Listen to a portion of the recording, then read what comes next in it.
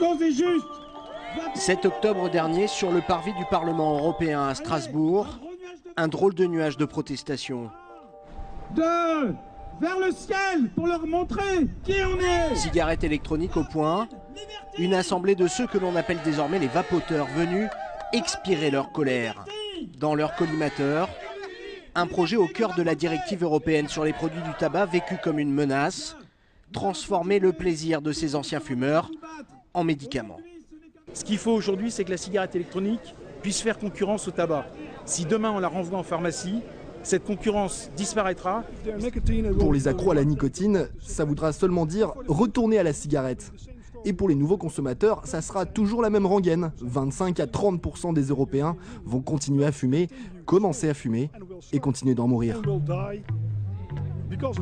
300 manifestants majoritairement français, venus avec une pétition de plus de 50 000 signataires.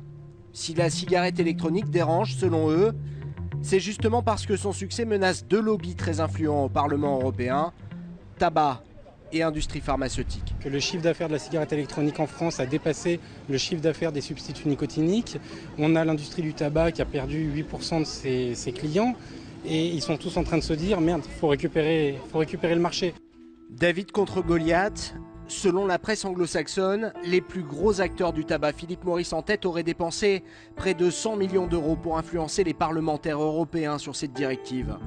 Contacté par téléphone, le groupe n'a pas souhaité nous rencontrer mais confirme par un communiqué s'être engagé en faveur d'un durcissement de la législation sur la cigarette électronique. Au vu des développements technologiques et de leur potentiel en termes de santé publique, il est impératif que les autorités établissent un cadre réglementaire rigoureux qui régisse l'ensemble de ces nouveaux produits, et ce, y compris pour les cigarettes électroniques.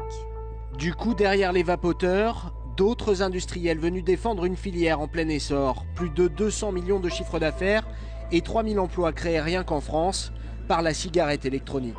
Bon nombre de politiques et d'institutionnels pensaient que la cigarette électronique et notamment le liquide appartenaient au monde du tabac. Comme si le tabac distribuait aujourd'hui tous les liquides de France. C'est faux. Voilà, plus d'un liquide sur deux sont français, développés par des entreprises françaises. Santé publique et emploi, à quelques heures du vote, la campagne des vapoteurs semble avoir fait mouche.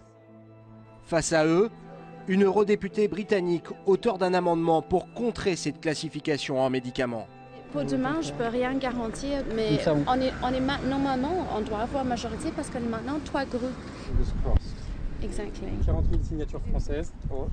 Ils sont pour l'autre quand même.